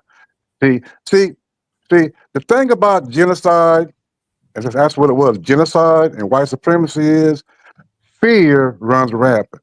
Because see, you can fool around and end up being strange fruit any given day in America back then. All right? Straight up. So anyone who shook the boat and created a ripple in the community was called, and what people felt was causing problems, you were looked at and dealt with as a problem. Okay, so my life took off from that experience to into things that I didn't know existed. Okay, and that's when I began to realize there was a calling on my life because doors began to open. To this day, I do not have a college degree. It became clear that was not the plan. Doors began to open for me that I didn't know existed. My reputation preceded me. I began to realize you need to understand what you do, people are watching you. They are taking note. And I share that with the group right now because uh, uh, I'm very interested going forward to deal with this question. Where do we go from here? Uh, Billy has set this beautiful thing in motion. Okay, where number one, those of us who really don't know each other get to know each other. Number two, uh, we can begin to take a look at what should our future family reunions really look like, y'all. See, Yeah. I stopped going to family reunions because they were damn boring, and I was I was uh, I was sitting around people that lived in the same city I lived in, but for some particular reason, I was treated like a black sheep, and I never saw those people. So I basically said, "This is bullshit. I'm not going to drive 200 miles and play family reunion when these Negroes are not serious about unity. They don't have a clue." Okay, so here we go, Charles being highly opinionated. That's right, I am. Okay, No, go ahead. and that's not based on be, it's based on living. Okay, what I know to be true about what I've gone through. Okay, and I've always felt that. Look, is there some reason why we can't have poetry contests with the kids? We can't focus on the kids. How come we can't have music, bands, so we could dance and have a good time? And really, because y'all. I don't know if you realize it, like you probably do, that most family reunions are very highly structured to the extent where all all families just sit with each other and look across the room at each other. I Yeah. I I never witnessed any real deep, sincere interaction. So that was my turn off. I stopped going. I'm looking forward to something new happening. And the bottom line is, it's in your hands. You guys are sitting here, and other young people, it's in your hands. We need to do something different because I agree. there's a schism, okay, and there's a tendency to people to make sly remarks about other family members Yep. who may be listening, okay, to what you're saying. It's a habit. People make sly remarks about my cousin Freddie. Okay, they make sly remarks about other people. I don't appreciate it. Okay, and because I speak this way, people want to label me. Well, guess what? It, that's my life story. I get labeled. I don't give a damn. Okay, I You know know what, Fuji? I know The who I am. the name of this podcast is UBU Live. And Right. so you be you. And I want to address one thing about the family reunions. Um, the reason why I really wanted this type of forum is at family reunions, we are supposed to like be shiny and new and special and talk about everything that's great. But this is a forum where we actually get to know each other Yeah. from a deep level. And Absolutely. Lisa and Tony, I can't wait for you guys to be back. Pooji, I really want to hear more from you. That's super important to me. Well, can I say this? Maybe I'll talk more. Why don't you talk? The only reason why you didn't talk, which you can now, is that you were going in and out. Oh, you don't talk? No, but yes, No. talk more. Yeah. Talk more. No. I really want to hear more from you and Tony and Pooji. Definitely. Well, I think I said enough so far. Okay, at this I point, do want to say, cousin Pooji. Billy. I want to say, cousin Pooji, you and I live in the same apartment complex, and I see you all the time. about three doors away. Yeah. That pissed me off when I found that out. I'm saying, what the hell? I've been, I talked to Mike, right? Crump. I grew up with his dad and everything, and he told me. I said, "Who is she?" I couldn't. I didn't know what you look like, girl. Okay, I was so damn embarrassed. I said, "This is some bullshit." Okay. I said, "Come on now." And by the way, everybody, I mean, my brother knows, and I'm sure CJ knows, but I am divorced from Charles, so I still have the last name Purser, but Okay. we've been divorced for a few years, and so yeah. Okay. And so he's referring to Mike Crump. That's who I'm seeing. That we live together here in this apartment complex. So got it. and so That's all right, baby. You know, That's so, all right, man. That's your business. You do yeah. go. Be happy, girl. And I'm You not, be I'm not you. ashamed of it. Be happy, okay? I agree I with just you wanted to clarify. on all of this. You know, I love all you guys, and I have great memories with Uncle Pooji. He mentioned something that I'll never forget, which is we drove from Chicago. I think he picked us up all the way to Orlando, and we had a house that I don't know whose house it was, but it was a huge house on the lake. Yeah, we rented that house. Yeah, we rented Yeah. that house. Yeah. And while we were driving up down the driveway, it was really, really dark. They announced that Elvis Presley had died, and we were in the car. We were almost at the house, and so it's the fact that Elvis Presley died really is irrelevant to the story, but it's just something that I remember, and I remember swimming in that lake. There was a water moccasin in it, so someone told us to get out of it. I think we went to either Clearwater or Tampa. I can't remember which, but we saw like dolphins hopping out of the water. It was such a great experience. And during that trip, there were some other people with us, and they taught me how to make a dump cake. And I still make that, and my daughters still love it. Wow. Yeah, they're like, make a dump cake, make a dump cake. And does anyone know what a dump cake is? No. You don't. So it's fantastic. So you take like a can of like cherries and a can of pineapple, and maybe 2 cans, depending on how much you want to make, and then you layer just any type of cake mix on top, like yellow cake mix, and then you put butter on top of it. And when the butter melts into the cake mix, it creates like a cobbler type of crumble. And then when you dip into it and it's hot and you put some ice cream on top of it, it's phenomenal. So And very unhealthy. and very thanks for that. I'm trying my best to lose weight. So what else? So what else about that trip do you remember, Billy? I most of it. I just remember being in the house. I remember the Disneyland trip. I remember that there were, I think, 2 girls that were about our age and a woman. I don't know if you guys were dating at the time or not. No, she worked for me. I worked. That's what I thought. That's what I thought. State position. I had a state job, and she's one of. She was from East St. Louis. Awesome.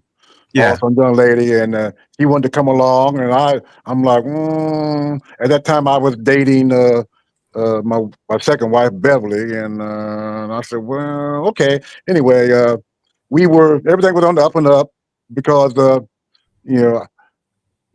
I'm very mindful about. I know. Okay. When I was a child, I was an introvert. Okay. When I was in the 6th grade, I had a speech therapist that used to come every Thursday, and because they said I had a speech impediment, which when I'm lazy, I can slur my words and not pronounce words correctly and whatnot. But that was it was a while, but I lost my train of thought, guys. Okay, so let me go back to the theme. Okay, let me ask Tony a question. Yes. Somebody Tony? other than CJ. Tony, Yes. can you give some thought to going forward? 'Cause I know Billy's going to have you on going forward. Can you give some thought to perhaps, along with CJ and the young lady here, Lisa. see more about what our future family reunion should look like? Kind of playing with that a little bit, and because every year we have an opportunity, right, to come together, or sometimes every 2 years, depending. But so I'm gonna put that to you, and then I'm gonna follow with this question: what do you remember about Scott family reunions? So, and this is for, so you can chime in, Lisa, CJ. And I know for CJ, probably not a whole lot, because I don't think you've ever been to a Scott family reunion, CJ. Into one. One. And so I like the fact of them being in Springfield, because I always look at that as home base. And I thought it was pretty unique to like, because we do it every 2 years, for that second year to be, in a location that, there's a family member. I don't know, like, I wonder what, and I guess these are questions that we would have to ask moving forward. Like, what do the numbers look like for people that are coming? So like, if we have it in Springfield, what do those numbers look like in comparison to when we have it in other locations? Because I think the other locations are good, but sometimes it's kind of difficult for people to travel, from wherever they are. And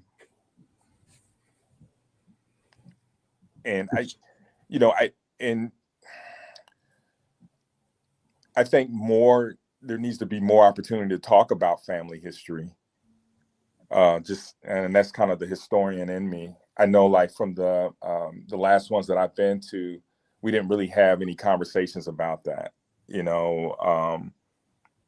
I think maybe one time there was maybe a brief presentation, but just to understand more about the family. And for me personally, to understand the whole, I understand the Jackson connection, but I don't, like, the Osby was new to me. So like, when I went to the family reunion, it was probably about, probably about 6 or 8 years ago. Was it 6? Something like that.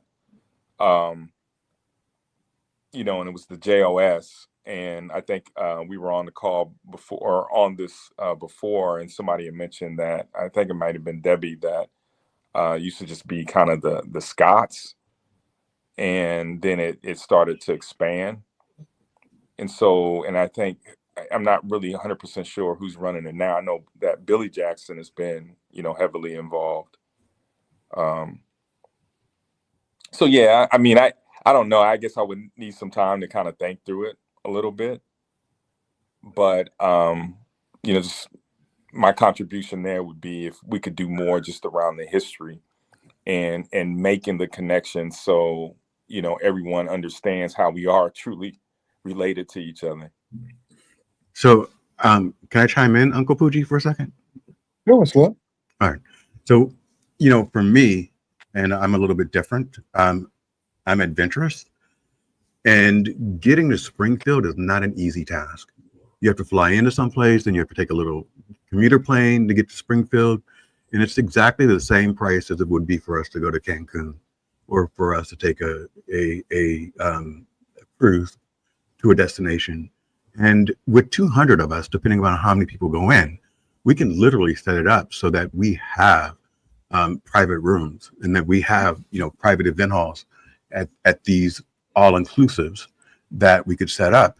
Instead of, when I think of Springfield, I think of a banquet hall, which is very unenthusiastic to me. It's not creative. To me, it's just boring. I'm sorry. I mean, where we could actually go someplace where we go on excursions, we go on a catamaran, we go scuba diving. Not only are we at a family reunion, but if we're going to be there for 3 or 4 days, we have things to do other than just a banquet. And what is there to do in Springfield? Lincoln's Tomb, Lincoln's Home. I mean, I'm sorry. I mean, I'm not trying to be mean, but home base, man, it's home base. I get that, but you have to remember this, right, Tony? It's home Right. base for you, but for me and CJ, we're spending $600 on a flight. We're spending $900 on a hotel where we can go to an all-inclusive in Cancun or Jamaica, Montego Bay, and go ziplining and go, Margaritaville. I mean, I'm not saying. But don't you want to show Billy, your that's kids like where that it all idea. started? Don't you want to show your kids where everything started? I'm just playing, man.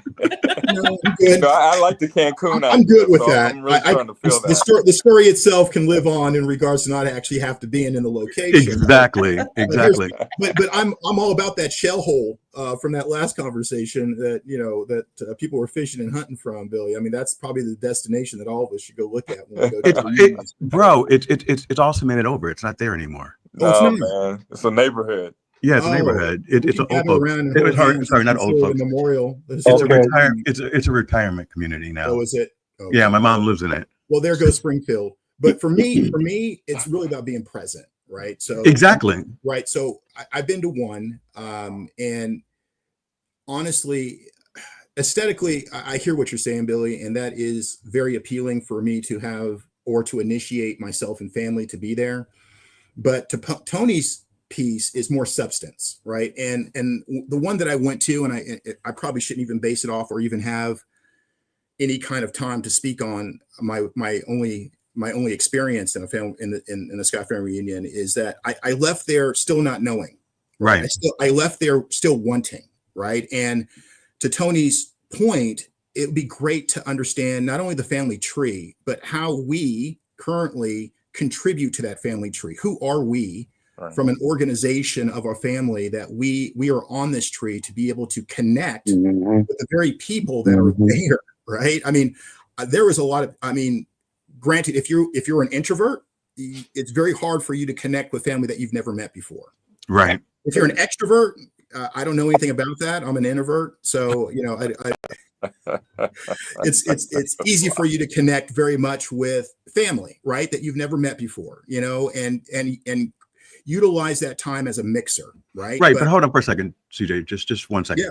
But to me, and this is just my opinion, when you have a destination at a all-inclusive, right, with excursions, now you and I are scuba diving together.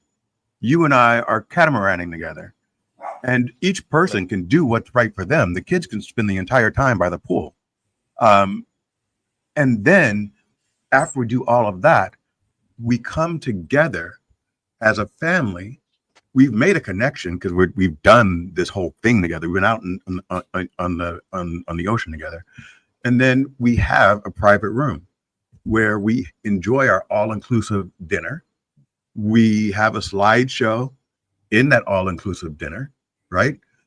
Everything's already included. We tell people 2 years in advance so they can start saving up for it. We can actually do some type of 50% down and then 25% now and then here.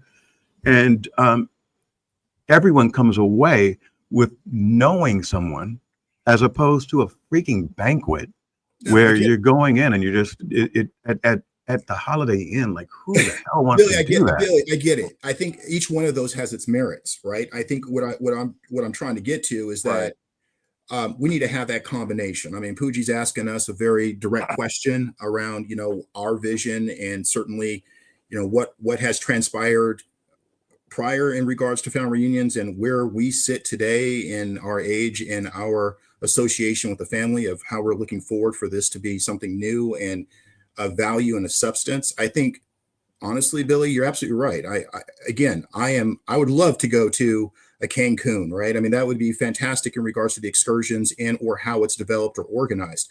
But I also believe from the other point of view is that we need to have substance as associated to the merit or to the aesthetics of what we're trying to our destination. Once I get there, I still don't want to leave wanting. So how do we make sure that we build all that together to ensure the fact that we are whole when we leave, and most importantly, that we want to do it again, that we find that it is a value of an investment of time with our family to want to have this continuing on and not have it diluted by way of folks not showing up because of the interest factor, right? So I agree with you.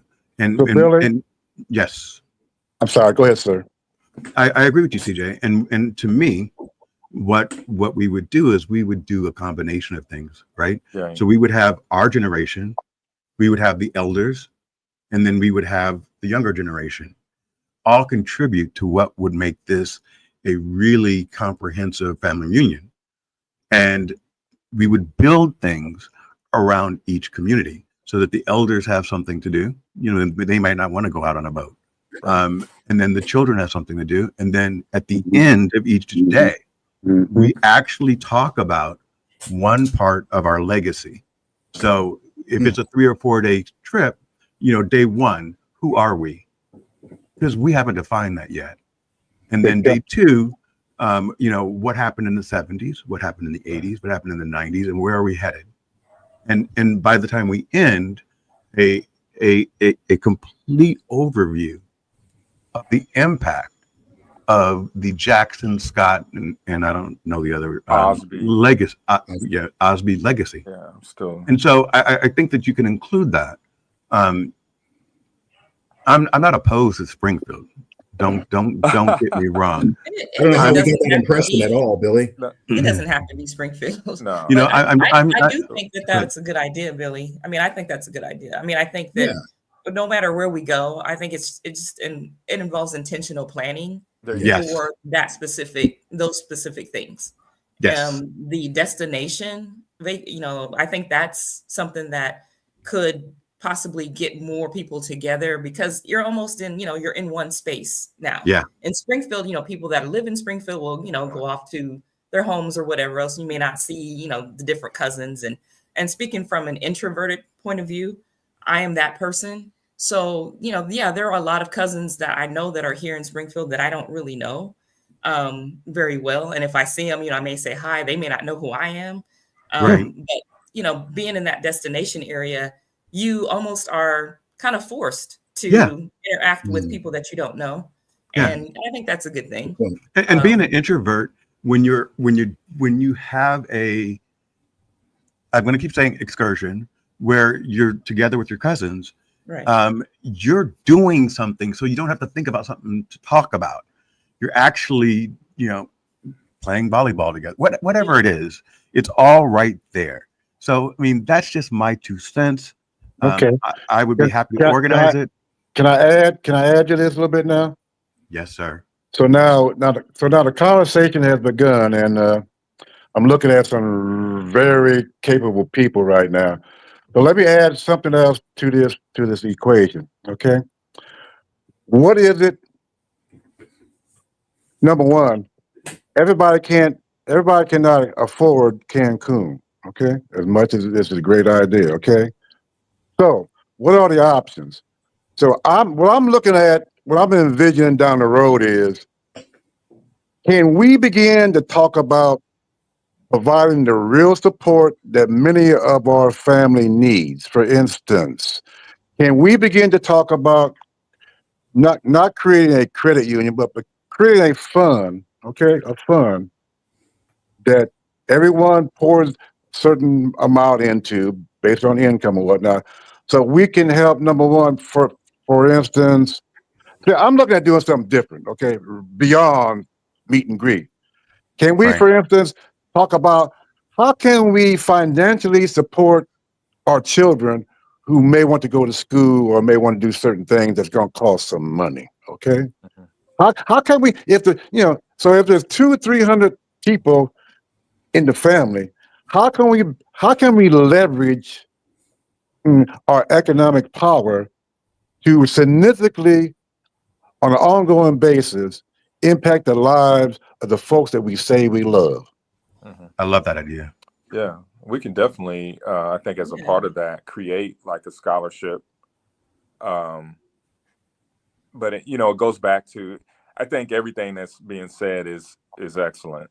I think, doing it to a destination, as Billy was suggesting, and what you said, Lisa, brings everybody together. From what you were saying, CJ, from back to what I was saying about, making the connections from a historical standpoint of who's connected to who and how we are all connected as a collective. I think all of those things can be done, even with some of the activities can be set up where we're connecting individuals together that don't really know each other, but we're cousins, and so maybe we have to do a task together or something like a scavenger hunt, something of that nature. I love the idea too of breaking it out into the generations, but also at various times bringing all the generations together Absolutely. Maybe even having the youth ask questions. Have like a session where it's a question and answering period where we're asking our elders, about what life was like, growing up in the family, and those sort of things. I think there's a whole lot that we could potentially do, and with the scholarship piece, we could create something that is long lasting. We would have to figure out from a financial standpoint, what does that look like, and how do we continually collect funds for it, and how do we manage those funds? So Right. How do they get distributed? Yeah, we would have to almost create a 501(c), I think, in that regard, to make sure that money is, in a secure location, that it's not like in somebody's desk drawer somewhere. We don't want to do that. I don't want anybody's money in my desk drawer. Don't want that responsibility. Absolutely. But making sure that there's some accountability for that, and that it's something that can continue.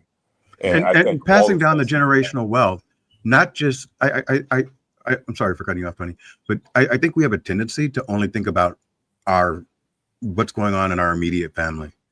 But when you spider it out, we are one family, and kind of, if one succeeds and one kind of can't afford to send their kids to college, how do we come together and kind of unite and have that fund for them and help continue the growth? Sorry, I'll shut up. Absolutely. And what you're saying, like, the connections are important, like with Ryan coming here, and he's going to be at Denison. He's going to be 25 minutes away from us. Right. So we want to make sure that Devin gets connected to him as well. Right. Yvette's here, which is Lisa's daughter, to make sure that, she's connected in that mix as well. And so Ryan gets to meet family that he doesn't know, has never met, maybe he hasn't even heard of. But, building those new bonds to the, as uncle/cousin Pooji is saying, so, we can make sure that, we have that legacy, and those things, that the legacy continues to live on. Absolutely. Yeah, I love that, Tony, because I think that is a great experiment or testing ground for, our cousin going to Denison. I think that also should resonate within the network of US for all of our young graduates going into college, and connecting them to family in those prospective states that they're going to college in, for that support, especially for those kids that are away from home, away from their initial family, and have us be able to support, host, and give them a foundation in a strange land and a strange experience, so that they have the foundation that family is always there with them. But I think that connection that we're talking about for Ohio should be in every state that our family is going to be graduating into, and having a college experience for our family to step up and pick up in regards to giving them an opportunity, not just for the academic, but also the social backing, most likely, that they're going to need from a family experience that they're not going to have in a different state. Right. Well said. I'm getting goosebumps. So that's, this is the entire intention behind us getting together, and that is feeling like we're family again, and I love it, but it's kind of like, I chose to do it. I don't know why at this stage in my life. I think I started with this. I feel this need to connect with all of you guys. I promise that I'll never dine and ditch again. Thank God. CJ, it's so great connecting with you again. I've made a few jokes, but my heart is full right now with you and Lisa and Uncle Pooji sharing some positive things about my father. I really appreciated that. One of the things about this forum that I want to make sure that everyone understands is that I've intentionally not had the parents with the children. So Uncle Fuji Bill is not here, not because he didn't want to be here, but because I wanted you to be able to speak freely and have him speak freely about your experiences. And CJ, I intentionally did not include you on last week's because, you know, that was your dad's forum and I want him to be able to speak. And then today you can, you know, share your story. But I love it. Next week, hopefully, Shauna will be on, Aunt Nancy's granddaughter. I don't know who the elder should be. Fuji, do you have any suggestions on that? It could be Debbie Scott. It could be Freddie. It could be Freddie Scott. I don't know him. Billy Jackson. I'm not really in contact with him, but I would love to get something started so it is cohesive. So let me ask you a question. Yes, sir. Do you have a hard copy of the list and contact information of most of the cousins? I don't know. I don't know anybody. So in order for me to do it, like for instance, you and Jimmy both reached out to me and said, "I just saw the program. Can I be on?" And I'm like, "Yeah, absolutely." Debbie is helping me get in contact with a few people, and then Shauna was introduced to me by my mom. She said, you know, Shauna reached out because Joyce passed to my mom and found out we were doing this. So that's how she got involved. Yeah, well, let me just say this about that, okay? It's clear to me that this is thoroughly a unique, natural process that we're on to, okay? And I think we need to focus on the level that we're at now as much as possible, even though it's fun and games and laughing is okay and joking, that's fine. But I just have a feeling right now that we kind of pretty well had set a standard with this conversation today that's going to have far-reaching impact. And again, your brilliance, this idea is off the chart, and I fully encourage everybody to take advantage of it. To take advantage of it. Come on and be you. Be you. Yeah, okay? Absolutely. No filter. No filter. I don't think the Scots have a filter. Do you? I mean, seriously. Yeah, I do. Believe it or not. Okay. Yeah, I'm purposely not sharing a lot of things that I've been thinking about watching the last 3 podcasts. Okay, every day I'm thinking about the conversations that were had and whatnot, and constantly ask myself, okay, so what am I going to say? How am I going to respond to certain questions? And of course, I made a commitment not to name names and expose a lot of things because it's personal and it impacts other people. That wouldn't be fair. And just like I have issue with people having derogatory comments made about them, but they're not present to defend themselves or to respond. I have issue with that kind of stuff.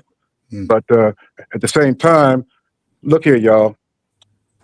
I'm 82 and I'm in the last chapter of my journey. And time is flowing fast. Okay? Yeah. A lot of there have been a number of aunts, uncles, parents who lived to be 90s, okay? However, there's no guarantee that I will see that.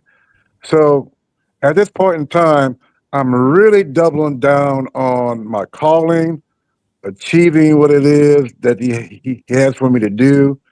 I co-founded 2 nonprofits, working on a 3rd. Okay, my energy level is off the charts, and I'm awful mindful that I don't know everything, and I don't have to. And I have a background of doing training, facilitating, counseling, et cetera, et cetera. So what I understand about my role right now is I simply want to facilitate, to help facilitate. And I love working within a team context, okay? I love working in a team context. I'm so impressed with these 3 young people that I listened to today. Yeah, you too, Lisa, even though you haven't talked a lot. Your demeanor, I'm so respectful of who I see and who you are.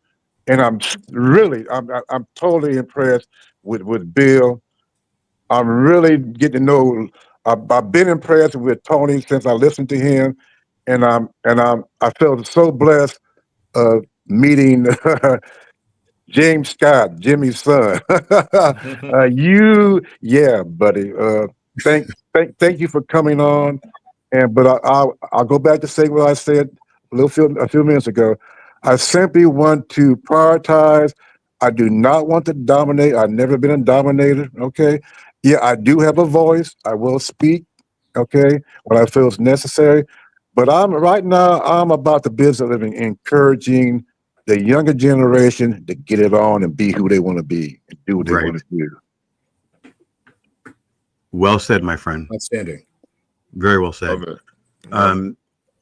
We've been on for 2 hours. It's been fantastic.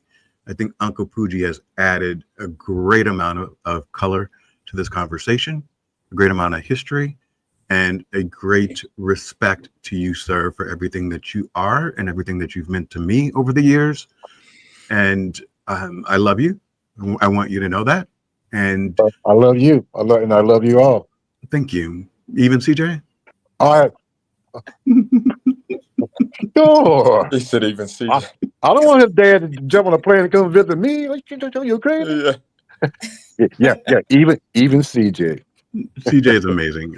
I can't wait till August so we can go to dinner and he can pay for it. Dutch went out the window, I guess, because that was the initial relation in regards to that breaking of the bread. Right. Okay. You guys are amazing. I can't believe that we can hold on. Bruno, shut up. I have an Akita, guys. He's 120 pounds and my window's open, so he's barking at other dogs. Jeremy said it right here. You're all blessed to have such a smart gentleman with true grit, with the true grit. And I'm assuming that's referring to you, Pooji, because Tony and CJ and I are not smart gentlemen. We are gentlemen. I mean, we might be smart, but I don't think we're gentlemen.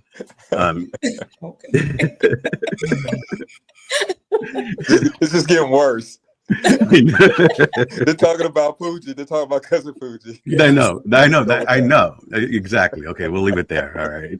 You guys know I can dig a hole for myself in a second. So some things just don't change. Yeah, we noticed.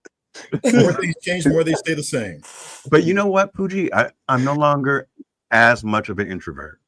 And that to me is phenomenal. And again, you recognizing that from an early age and how Philip and I both dealt with it. Yeah. It shows how you were present in that moment to understand how we were both coping with our traumas. I don't want 30 years to go by without seeing Lisa and CJ. Tony, you're already scheduled up as soon as we get Chris to commit. So I know I'll be seeing you soon. Let's kind of wind it down. I'm going to do it from Lisa first. Do you have final statements for us? I'm just so happy that you did this, and you're getting the cousins together. I was just excited about it when Tony told me. So I'm happy to be here. I'm grateful to be with all of you, and yeah, and I'll come back and hopefully I'll say more and my connection will be better. I don't know. It gets easier as it goes on, and as Uncle Pooji stated, when the first couple of episodes, I didn't know where it was going to go, and so as we know better, we do better, right? And so I love the fact of all the great stories of me being a shyster. That was fantastic. But the truth is, there's more to that. Then hopefully I've grown a little bit. It's not just getting fatter. You were a young man. You were a young man. Yeah. But there's still some of that in me. I love the adventurous side, and it's, you know, we don't want to steal from restaurants. I'm not doing that, but I still have like an enthusiasm for life and a desire to That's do good. things that are not just ordinary, to do the extraordinary. Right. So that's part of who I am, and I hope I continue to be that. Tony? I just want to say again, you know, and I said it last time, you know, just I'm thankful for family. And, you know, I thank you, Billy, for even setting this up. You know, I'm loving the flow of it. Thank Seems you. like it's better each segment. And I'm just learning a lot. Like I learned so much in the last call, learned so much today about cousin Pooji. I already know CJ, and you know I know my sister, so you know I couldn't learn too much from them. But just playing, guys. But you know, I'm just loving it right now, and I'm excited about the next one when cousin Christy and I will be together, and we can talk a little family history from what I know, and some of the stuff that I've researched about our great grandfather. So. Hey, Uncle Pooji, can you see if Chris is up to that? Sure. I'd appreciate it because I don't have his contact information. Yeah. And I'll also contact cousin George White. okay, absolutely. And one of the things for next week, with Shauna, I really want to make sure that we have someone there. So, is Freddie Scott a good person to do that, or I want someone that would have known Aunt Nancy? Yeah, I don't know who had a relationship with Aunt Nancy. I know I didn't. Like she was in Detroit doing her thing. Right. But regardless of who knows who, we should try to bring any and everybody on who we need to hear from. Okay. Okay. And grow this thing. You're all to a great start. Keep it moving. All right. So I'm going to ask a direct ask is, if your cousins, your direct first cousins, if any of them are out there that want to join, can you help me facilitate that? I will contact them. I will talk to them. I will send you their contact information. I appreciate that. Freddie's and Georgie's and Chris and anybody else I think that we need to pull in. Yep. So each show needs a different elder. So please understand this, okay?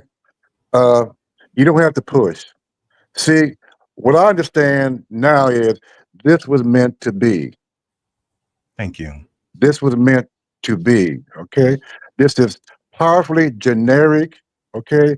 It came when it needed to come, okay? It is a major eye opener to a lot of people who are listening in, okay? Yeah. But you don't need. What I want you to do is, you are number one. I'm so impressed with you. You are totally creative being. You're so creative. You probably do anything you want to do. You've done some stuff, okay? I know. I'm sad that you don't have your own business. I thought you still had your own business. I was proud. I didn't talk to you about it, but I thought you still had your own business or businesses. Yeah. I want you to get back there again, but back to what I was saying. You don't need to push. This is not hard. This is natural. It's going to go the way it's going to go because, see, you are not alone. You are not alone. Thank you, sir. And what I want you to do is, I want you to really focus on being the person who facilitates. But I need help. But I need help. And well, there's help. There's help. Just ask and you do that by asking people particular kind of questions. Okay. Yep. We can. Some people can become co-facilitators by how they respond and what they say, and being mindful of not taking up too much space in the room. Okay. Even though I can blow with the best of them. Okay. I'm mindful that, hey, this is not about me. This is about us. Because we are, I am. There you go. There you go. And to the youngest of the group, Yeah. and probably the most contentious, CJ, I'm going to give you a minute to. I'm sorry, Chris, because I have that one last one. I'm going to allow you, my friend. I'm going to allow you to take these final moments to tell me how wonderful I am and what a major impact I've had. That's going to take me at least a good hour just to get to that point, right? Final thought. I have to build that up. It just doesn't happen naturally. Right. I love you, man. I really do. I'm so excited that we're reconnected. Yeah, So me too, man. I have to tell you. But thank you for the platform. Thank you for giving all of us and past and future family that will be on this forum an opportunity to learn, grow, and be introduced to each other. I think this is just a fantastic opportunity for me personally to be able to meet Pooji and get some stories, as well as listening to others in our family to be able to get some history, right? I think that we are always usually cut off from history. I think we're always kind of getting there's a blind spot in regards to our overall history. It's just great to get right to the direct jugular in regards to having the opportunity of speaking directly. So thank you for that. Very thoughtful, which is quite unique for you in regards to thinking of others as opposed to yourself. But I wanted to at least give you some credit there. I do want to say one thing before I do leave. I am a product of being raised by my mother. Okay. And I give a lot of credit to the foundation that my mother and father provided me growing up. It's who I am today. Right. But the forming and the molding was from my mother. And I have a fantastic brother, and his name is Devin. And he too was raised by his mother. And looking at my brother as a child, as a young man, I have to tell you, I'm very proud of who he is and what he does today for not only himself, but his family. And that is a direct reflection of his mother. And I just wanted to put that out there because I think it was important in regards to some of the aspects that were spoken about that particular era in time. And he is a fantastic member of this family, and he is a cousin to many. And I am looking forward to him having the opportunity to be on your platform, Billy, to understand and who our family is, because he has been divided in regards to his relationship with our family. And I am always trying to make that connection. But I would feel remiss in regards to not having said that today. Because let's get him on. I would love that. And I think he would appreciate that. But I wanted to initiate that conversation, or at least that statement, because there's a lot of aspects into different sides of the story, right? So it's always good I get it. I get it. You know, and it's important for me to speak up and speak out in the sense of what was mentioned. And I want to make sure that my brother understands that he is not alone, and he certainly is a product of some really good rearing. And I am very proud of him, and I'm looking forward to him being able to express his experience with all of you and all of us one of these days. So thank you for giving me that opportunity, because I just regret it if I didn't. Absolutely. And so there's a bunch of people that are lined up. Devin can come on anytime he wants. What I want to do, just so that we're clear, right?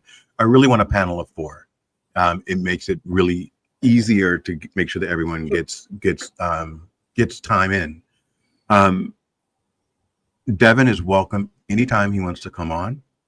I'm going to leave that up to you to get it scheduled. Maybe you can just put us in a group text or whatever, as long as he wants to come on. I also have Olivia coming on. I think Ryan's going to come on without their dad. Devin you can come on with Devin if you want. It's up to you. And you can come back as many times as you want, as long as you feel like you're you're engaged and you're excited, and you know. Oh, great. Yeah. I thought this was the only time you were going to have me. So I appreciate you letting me know that, because I thought this was it for me. No, I wanted no, to get everything out as I possibly can in the past 2 hours and 19 minutes. Because we're not going to let 30 years go past, right? And this is not a one and done type of experience. I'm just bullshit. This is us becoming family and evolving and understanding what's going on in each other's lives on a daily basis. And as things change for us, we should be able to talk to each other. I mean, eventually we'll be all that we have. So, no, hey, that's the gospel I read from too. So I'm all for it. Yeah. Thank you. You guys, are you guys good? Is there anything else you want to get out? I just wanted to say quickly, I like the idea of having the youngest generation. So, Yeah. you know, because Lisa has 2 kids. Not kids anymore. They're like young adults, you know, and then my son is as well. And Devin's girls are too small for now, but CJ. Sundry. Sundry, absolutely. Which is Sundry's like probably 6 months younger than Grant. My oldest, she's 17. Yeah. Sundry's mentioned you several times about how much she loves you. So that's phenomenal. Yeah, I want to get, again, generational. Yeah. So we just need to make it happen. And as we keep moving forward, it's really us that needs to start doing that. So I'm about to fall asleep and I have to use the restroom. Hey, I love you all. I'm not about to fall asleep, but I really do need you to use the restroom. Y'all be good. Been great. All right. Better than the Bye, former. Foodie. Hey, love you guys. Take care. Thank you. All right. Thank you, guys. Okay.